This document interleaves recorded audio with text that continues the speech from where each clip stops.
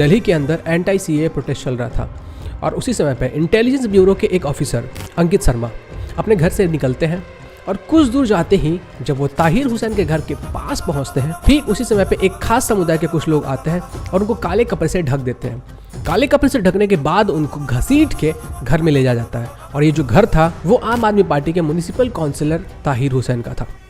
जब उनको घर के अंदर ले जाया जा रहा था उसी समय पे सलमान आता है और सलमान भी अपने लोगों की मदद करता है और अंकित शर्मा को ताहिर हुसैन के घर के अंदर ले जाता है। घर के अंदर ले जाने के बाद अंकित शर्मा के शरीर के ऊपर से जितने भी वस्त्र होते हैं उसे हटा दिया जाता है, उन्हें नग्न अवस्था में कर दिया जाता है और फिर चेक किया जाता है कि वो हिंदू है या फिर मुसलमान।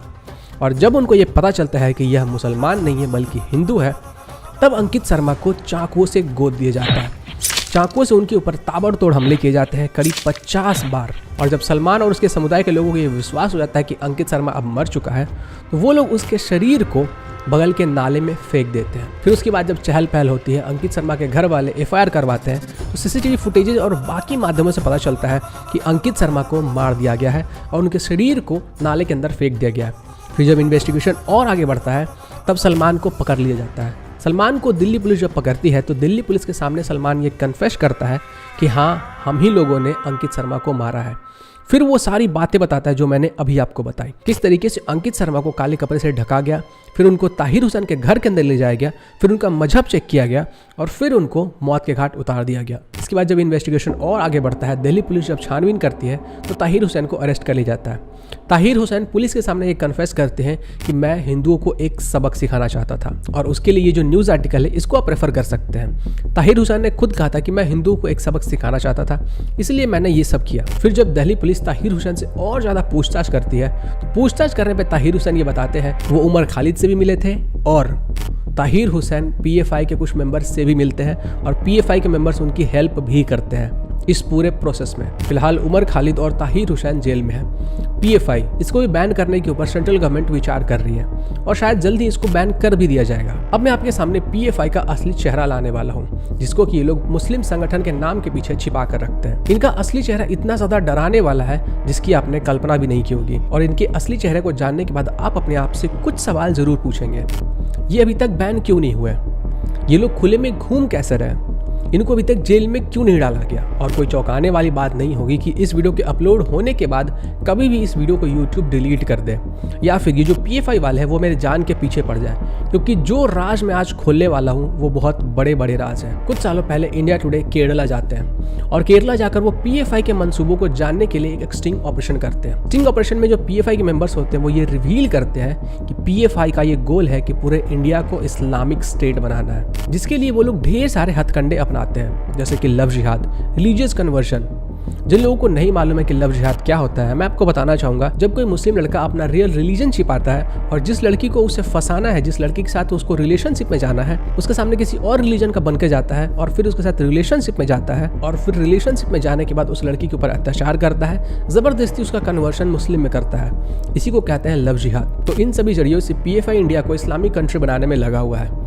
PFI के जो खून से रंगे हुए हाथ हैं वो कहां कहां तक फैले हुए हैं, चलिए जानते हैं। NIA यानी कि national investigative agency, ED, enforcement directorate या फिर स्टेट पुलिस की आप बात कर लो, इन लोगों ने PFI के ऊपर 100 से भी ज्यादा केसेस किए हुए हैं। इन केसेस में क्रिमिनल चार्जेस हैं, आतंकवादी गतिविधियों में शामिल होने के चार्जेस हैं, आतंकियों को हेल्प करने के चार्जेस हैं, मनी लॉन्ड्रिंग के चार्जेस हैं और कई सारे और भी चार्जेस हैं। चलिए इसके कुछ एग्जाम्पल्स मैं आपके साथ शेयर करता हूँ। 17 फरवरी 2021 उत्तर प्रदेश के STF ने PFI के 2 आतंकवादियों को बहुत सारे अमाउंट में एक्सप्लोसिव्स के साथ पकड़ा। ये लोग बसंत पंचमी के दिन में एक बहुत बड़ा आतंकी हमला करने वाले थे। 5 जनवरी 2021 इन्फोर्समेंट डायरेक्टर ने यह स्टेटमेंट दिया कि PFI केरला के अंदर बहुत सारे आतंकवादियों के कैंप्स लगाने के लिए बहुत सारे पैसे इकट्ठे कर चुकी है। अपने उत्तर प्रदेश के हाथरस में हुए एक लड़की के साथ बलात्कार और उसकी हत्या वाला मामला तो सुना ही होगा। उस समय पे दंगे भड़काने के लिए PFI ने इनडायरेक्ट वे में पैसे भेजे थे। इसमें अतिकुर रहमान के साथ 3 और लोग भी थे, जिसमें से एक जो था वो केरला का जर्नलिस्ट भी था। अब जैसे ही उत्तर प्रदेश की पुलिस ने इन लोगों को गिरफ्तार किया, the wire, the Quint, the print, NDTV जैसे जो न्यूज एजेंसीज हैं वो ये चिल्लाने लगे कि उत्तर प्रदेश के अंदर जो जर्नलिस्ट है वो खतरे में है, उनको जर्नलिज्म करने नहीं दिया जा रहा है ताकि वो जो बच्ची है उसको इंसाफ ना मिले। जबकि सच आपके सामने है, उस बच्ची के साथ जो बलात्कार हुआ, उसकी जो हत्या हुई, उसको यूज करके उस समय पे वहां पे दंगे भड़काने की साजिश चल रही थी, जिसको कि उत्तर प्रदेश की पुलिस ने नाकाम कर दिया। यहाँ पे आप देख सकते हो कि केरला पुलिस ने 6 ऐसे लोगों के फोटोज जारी किए जो लोग PFI के मेंबर्स थे और वो लोग सीरिया जाके ISIS को ज्वाइन कर चुके थे। जी हाँ, वही ISIS जो कि पूरे दुनिया भर में अपने आतंकियों के जरिए से आतंक फैलाता है। PFI के लिंक आतंकवादी संगठनों के साथ बहुत ही अच्छे तरीके से है, जैसे कि सिमी एक ऐसा आतंकवादी संगठन है जिसको कि इंडिया के अंदर बैन किया हुआ है। वीडियो के शुरुआत में मैंने आपको दिल्ली के anti-CAA दंगों के बारे में बताया था। अब समय आ गया है कि PFI के जो खून से सने हुए हाथ थे इन दंगों में, उसको बाहर निकाला जाए। इनके हाथ जहां जहां भी पड़े हैं वहां से सिर्फ खून और लाशें गिरी है। दिल्ली के दंगों के दौरान आम आदमी पार्टी के ताहिर हुसैन की मुलाकात PFI के मेंबर से हुई थी। उस समय पे 120 करोड़ रुपए 73 अलग अलग अकाउंट्स में जमा किए गए थे, जिसमें कि रिहाद इंडिया फाउंडेशन और कुछ इंडिविजुअल्स के भी अकाउंट्स हैं जो कि PFI से लिंक्ड है। जब जनवरी में CAB को पार्लियामेंट के अंदर इंट्रोड्यूस किया गया था तो उसी समय पे 1 करोड़ रुपए PFI और RIF के 15 अलग अलग अकाउंट्स में ट्रांसफर किए गए थे। यानी कि दिल्ली का ये पूरा दंगा जनवरी 2020 में ही प्लान कर लिया गया था। जो भी पैसे जमा किए गए थे उनको 5,000 और 49,000 के बीच में रखा गया था, ताकि जो पैसे जमा करने वाले लोग हैं उनकी आइडेंटिटी रिवील ना हो सके, क्योंकि जब आप 50,000 से ज्यादा पैसे जमा करते हो तो आपको अपना आइडेंटिटी प्रूफ देना पड़ता है। इन सभी पैसों को छोटे छोटे अमाउंट में बहुत सारे इंडिविजुअल्स को भेजे गए और फिर उसको 80-90 लोगों के अकाउंट से धीरे धीरे करके निकाल लिया गया। जिस दिन भी दिल्ली के अंदर वायलेंस हुआ था उस दिन पैसे निकाले गए थे, यानी कि लोगों को पैसे देकर बुलाया गया था और दंगे करवाए गए थे। तो इस तरीके से दिल्ली में जो दंगे हुए थे उसके पूरे साजिश को रचा गया। मनी लॉन्ड्रिंग करके पैसे को ट्रांसफर किया गया, पैसों को भेजा गया, ताकि जो एजेंसीज है उनके नजर में ये सब चीजें ना आ सके।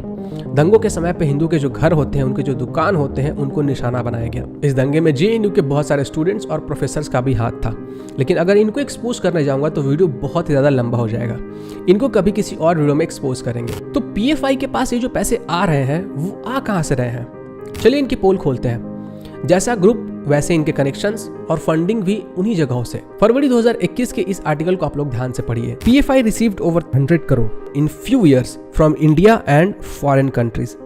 ED ने ये तो पता लगा लिया कि PFI को मनी लॉन्ड्रिंग के जरिए बहुत सारे पैसे आ रहे हैं, लेकिन ये जो पैसे आ रहे हैं वो एग्जैक्टली कहां से आ रहे हैं वो शायद ये पता नहीं कर पाए। चलिए ED के लिए ये काम मैं थोड़ा आसान करने की कोशिश करता हूँ। इसके लिए हमें टाइम मशीन में थोड़ा पीछे जाना होगा, यानी कि जब ED ने ये अनाउंस किया था कि PFI को ढेर सारे पैसे आए हैं, इस 2-3 महीने पहले नवंबर 2020 PFI के मेंबर्स अलकायदा के लिंक IHH टर्किश ग्रुप से मीटिंग करते हैं, जिसके की फोटो को नॉर्डिक मॉनिटर नेटवर्क ने शेयर किया। अब इस फोटो को आप लोग ध्यान से देखिएगा, क्योंकि ये फोटो भी बहुत सारे राज खोलने वाला है। फोटो को और डिटेल में चेक करने पे पता चलता है कि दीवार के ऊपर अरबिक में ला गालिब अल अल्लाह लिखा हुआ है, जिसका कि मतलब होता है there is no god but Allah. मतलब कि दुनिया में सिर्फ एक अल्लाह ही है जो कि भगवान है, बाकी और भी कोई भगवान नहीं है। अब आपको लग रहा होगा कि ये जो मीटिंग हुई होगी वो मिडिल ईस्ट में सऊदी के आसपास में कहीं पे हुआ होगा, क्योंकि पीछे एक छोटे से पोस्टर में अरबिक में लिखा हुआ है। बट वेट, PFI वाले इतने बेवकूफ़ तो नहीं होंगे कि अगर उनका गलती से कोई फोटो लीक हो जाए तो लोगों को ये पता चल जाए कि वो जो मीटिंग हुई थी वो कहाँ पे हुई थी, किस कंट्री में हुई थी और उसके आसपास का लोकेशन क्या रहा होगा। तो अगर आप इस फोटो को ध्यान से देखोगे तो ये जो मीटिंग हुई थी जिस रूम में हुई थी उस रूम के खिड़की को आप देखो। ये जो खिड़कियाँ हैं ये मिडिल ईस्ट में ऐसे खिड़कियाँ नहीं होते हैं, ना ही सऊदी में होते हैं, ऐसे खिड़कियाँ होते हैं जर्मनी में। जी हाँ, तो प्रोबेबली इनकी जो मीटिंग हुई थी वो जर्मनी में हुई थी। अब बात करते हैं इस फंड की। तो PFI का ये जो मीटिंग हुआ था आतंकवादी लिंक्ड इस ग्रुप से, इसी के बाद उनके अकाउंट में पैसे मनी लॉन्ड्रिंग से आए थे, जो कि ED ने रिवील भी किया था। और अगर आप लोग याद करो तो मैंने कहा था कि उसी समय पे दिल्ली में जो दंगे हुए थे उसकी नींव को रखी गई थी। तो अब ये जो पूरा मामला है वो क्रिस्टल क्लियर हो गया होगा। कहाँ से पैसे आए, किनको आए, वो पैसे कहाँ गए, उन पैसों को कैसे यूज़ किया गया, उन पैसों को कैसे दंगे में यूज़ किया गया, PFI का क्या रोल था, PFI का जो असली चेहरा है वो क्या है, सब कुछ क्रिस्टल क्लियर हो गया होगा। But this is just the tip of iceberg. अभी बहुत सारे पोल और भी खोलने हैं, बहुत सारे एक्सपोजेस और भी करने हैं। इस रिसर्च को करने में मैंने दिन रात एक कर दिया। अगर आप हमें ऐसे ही रिसर्च करने में हेल्प करना चाहते हो तो हमें फाइनेंशियली सपोर्ट भी कर सकते हो। UPI से ट्रांजैक्शन कर सकते हो, बैंक ट्रांसफर कर सकते हो, या फिर पेट्रेन पे मेंबर बन सकते हो। डिटेल्स आपको पिन कमेंट और डिस्क्रिप्शन में मिल जाएंगे। और हाँ, इस वीडियो को जितना हो सकता है शेयर कीजिए, और जो भी यूट्यूब पे कोई भी इंसान है वो इस वीडियो को आराम से डाउनलोड करके अपलोड कर सकता है, मुझे कोई आपत्ति नहीं है। इनफैक्ट मेरे जितने भी वीडियोस हैं उनको आप आराम से डाउनलोड करके अपने चैनल पे अपलोड कर सकते हो। मैं कभी किसी को स्ट्राइक नहीं देता हूँ, मैं बस चाहता हूँ कि जो इन्फॉर्मेशन है वो आगे बढ़ते रहे। तो बाकी चीज़ों को नेक्स्ट एपिसोड में एक्सपोज करेंगे। जय हिंद, जय श्री राम।